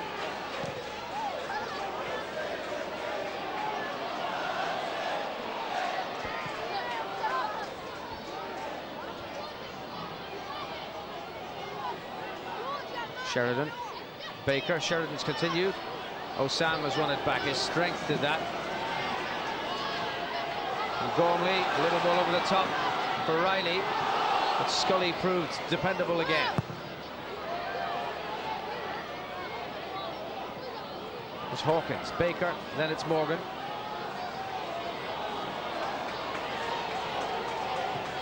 And there's another ball played through that's beaten the offside trap, but this time Anagoff saw it coming. Gormley it was, Paul Campbell after it. Then it's Neville for Rutherford.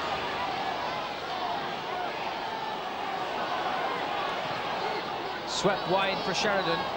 Plenty of red shirts in the middle for him. Round the outside goes Costello. Wasn't a great ball. Costello back for Sheridan as Pats push out. Back again for Costello, perhaps the better angle for the cross. He went too long. It's cleared by Thomas Morgan. Yet again. He's done well, young Morgan. Good-hearted lad. He's used the ball well in the middle of the field when he's got a chance. But Pat's getting deeper and deeper, which they shouldn't do, really. Where Morgan gets the ball, he's very neat and he hasn't given it away. Osam. Riley. Now out right is Campbell. Riley goes instead for Gilzine. Now he looks for Campbell. Rutherford miskicked. Campbell against Rutherford with support from Willie Burke. 3 Pats players in the box. That's for Campbell to run on to. Rutherford back defending. Campbell's kept it in play. Burke tried to come onto it. Neville got it away. And the whistle sounds for the challenge by Willie Burke on Mick Neville. You certainly couldn't complain too much about the entertainment in the second half of this. Shelbourne have come out with Pats and played much better than in the first. And Pats have looked threatening on the counter. Baker took too much out of that goal kick. Certainly livened up. Shelbourne having good spells when they have the ball. At least they're passing the ball well now and they're getting into danger areas that they didn't do in the first half. The Pats defending well, very, very well.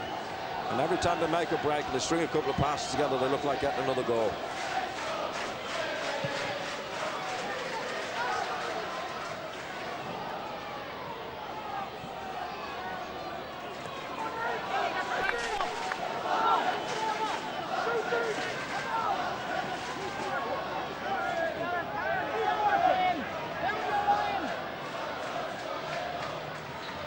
Osam.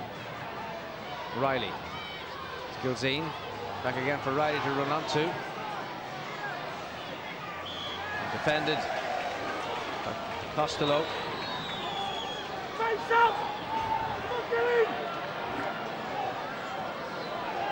Noel O'Reilly, who expressed the ask to be remembered to you, John, for your time together at Shamrock Rovers. No, he's a nice lad. Good football man, Noel. Loves the game. He didn't like being reminded of which decade that was. No, not right, George.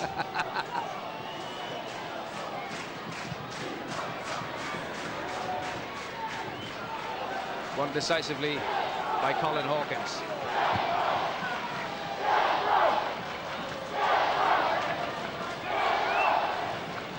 Here's Scully. And Neville. We're approaching 10 minutes to go. Two teams with a remarkable sameness about their home and away records. That is to say, Shelbourne's home record directly mirrors Pat's away record. 6 wins and a draw. Is something going to give, or are they both going to end this with an extra draw? Pat's prize, of course, for victory here is opening up a 5-point gap on Shelbourne.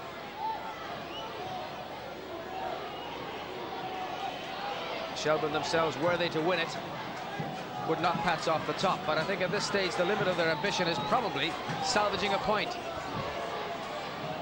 McCarthy. Lynch rose well there. This is Packy Lynch again. Gormley asked a lot of him. Oh! And a dreadful challenge that by Paul Campbell on Eddie Gormley. And the card comes out. Gormley was in serious difficulty. Dave Campbell, of course, a former Pat stalwart, showing no love lost when the game is on. But it was a really heavy challenge on Eddie Gormley, who was struggling to bring the ball under control. This was the challenge. It's a bit late, wasn't it? He's caught him as well. I don't think Gormley's kidding on there. He did catch him. He came through so firmly there. I wouldn't have been surprised had the card been red.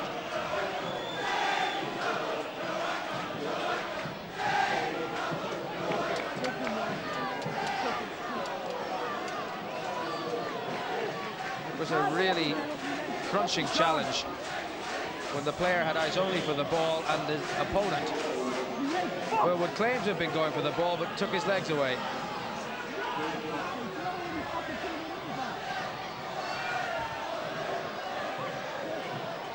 He looked to fall awkwardly on his knee, George, not just a contact. I think when you see him, he's on the half turn when he's playing it. And I think when he fell, I think he twisted his knee.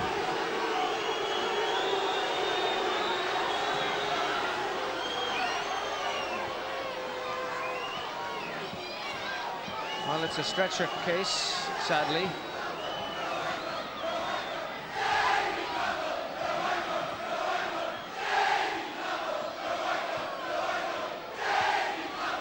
Shelbourne are going to make a change themselves. Dave Smith going on in place of McNeville.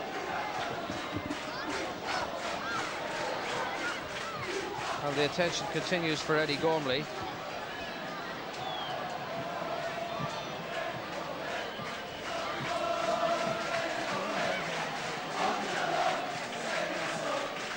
So the veteran goes, and Eddie Gormley is going to be taken up on a stretcher. It's never good when you see a player line as long as that, still as that. I think he caught him on the half turn. If you watch his right knee, I think when he's fallen, he's just gone over on it there. That's the one. That's where I think he's done the damage, not on the contact. Usually do more damage to your own body weight if you're not balanced properly. And I think when he was falling over, he did the damage on it.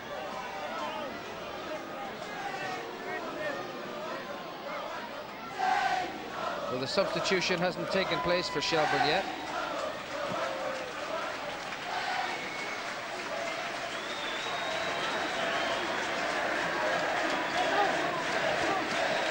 But there will be a change on the Pat side. It's Paul Keegan who's going to replace Eddie Gormley. This young man is on loan from the United States Soccer Federation, where he plays with the New England Revolution. So he's on to replace the St. Patrick's Athletic captain Eddie Gormley, who's being borne away now. Well, it looks a bad one for Eddie Gormley. I hope he's okay. But it's not. I hate to see players lying as still as that when they've had an injury. And a yellow card for Dave Campbell. Keegan comes on for his debut for St. Patrick's Athletic in his place. This is Gilzine, meanwhile. Keegan trying to get back in there. It's Riley, and he goes down off Rutherford, and a free kick's awarded. And the referee determined that that was a penalty, and I'd love to see the replay. I think it was inside the box. I think he's copped out of this, the referee, a little bit. I must be honest, I thought he was inside it. Let's see where the contact was made. Well, very close.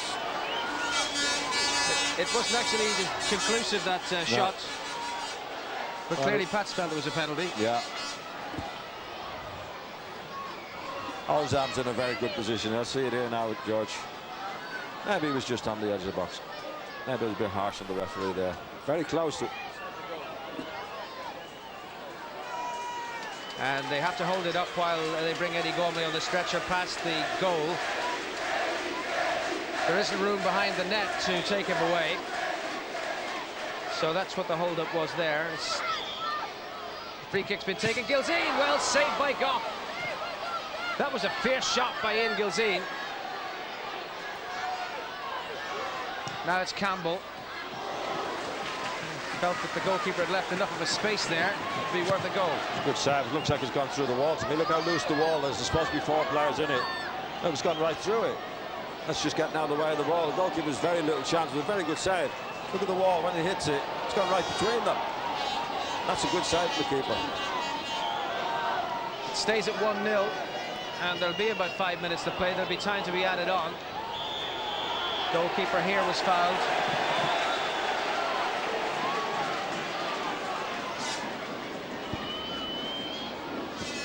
The word about Eddie Gormley is that it's a bad ankle injury that he has.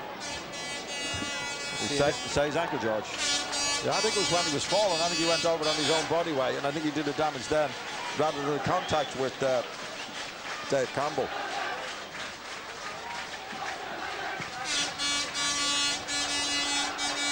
Gilzine. Riley on for Keegan. Smith caught him with a high foot.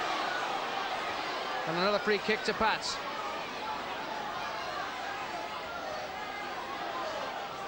Well, obviously the American put his head down to try and head the ball. And Smith's foot was high. Free kick.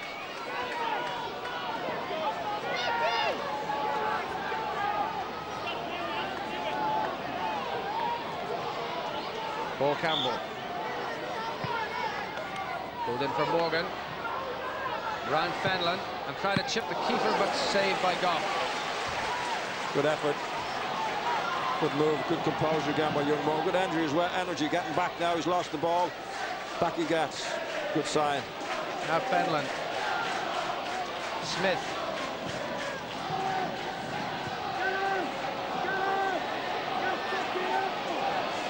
Sheridan.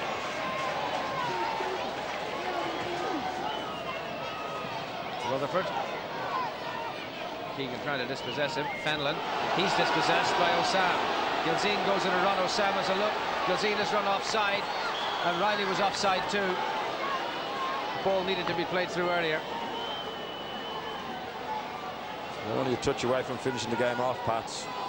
Shelbourne are desperate. When you come out to play offside like that, you've got to be very, very good at what you're doing. And they're doing it all the time. Lynch was there. That's Morgan again. And Keegan. And the flag is up once more. This linesman has certainly given Shelbourne the benefit of the doubt, and Shelbourne are just hanging on. It's a bit of desperation, so they've got the defenders up front. They're not defending at all, and that was another close call. Another change. Pat Fenlon goes off. And Liam Kelly comes on. Striker they got from Home Farm Everton. A bit late in the day for that change. Throwing everything at it now.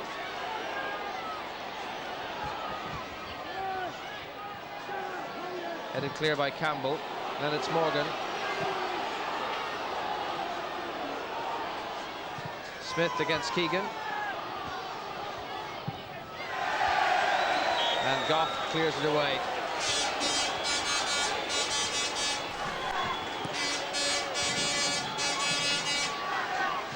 There'll be a little bit of added time to come.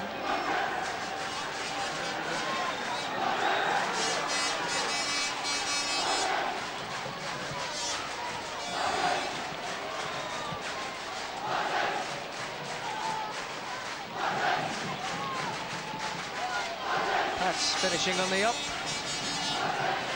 Shelbourne's unbeaten home record under severe threat.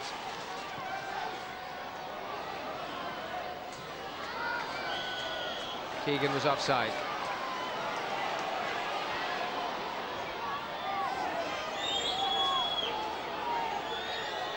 And the clock ticks on. They were stopped for quite a while when Eddie Gormley was being taken away. Scully. Gagan. But Morgan wins it back. Riley. Stopped by Smith. And this is Greg Costello.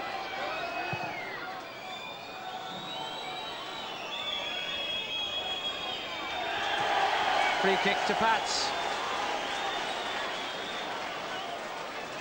Well, Shelbourne at this stage are just leaving 5 men up the field, and they're hoping to get a long one and knock on. But they're not defending, really. I think Pats will nick another goal before the end of this match. A little bit of a mix-up in the footwear department there by Martin Riley, and a goal kick to Shelbourne.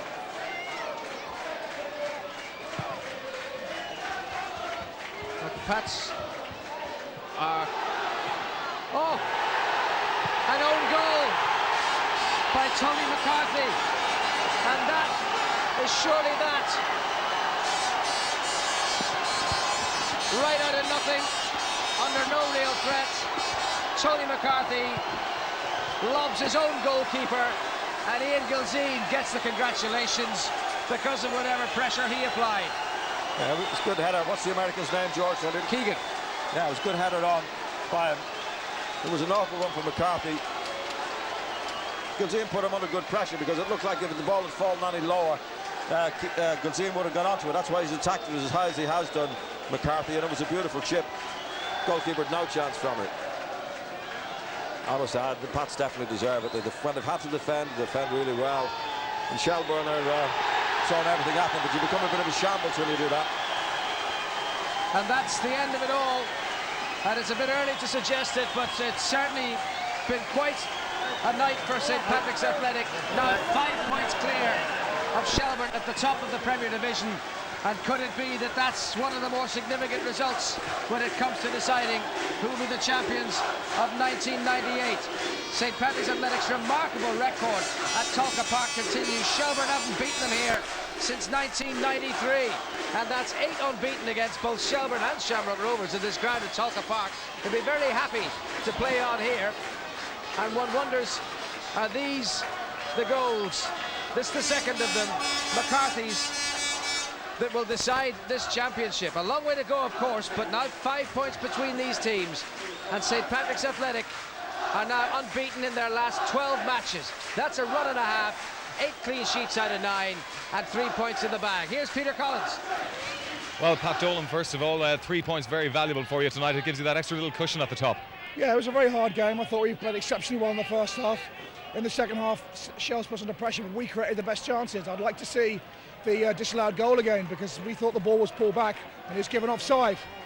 You know, that's the way football goes. But I'm delighted with my players. I'm delighted with their skill, their passing, their spirit, their character. They're magnificent. There's a long way to go in this championship race now. There's a lot of teams still involved. We can only take it one match at a time, and obviously I'm very happy. Damien, disappointing from Shelbourne's point of view, although it was a better performance in the second half, but the goal never came. No, the first half we didn't play. We didn't pass the ball. We didn't push them about. In the second half we did. We took the game to them. We played more like Shelbourne normally do. Unfortunately, that goal just wouldn't come. I thought Stephen Gagan should have had a penalty, and he was held back quite clearly in the box. I'm sure television will agree with that. But really, we were a little bit jaded in certain areas. We had 3 or 4 underperformers. And at this level of and the game's so important as this, you have to have 11 people working hard and producing. And as we said, at the end of it, Pats were the better team because we underachieved.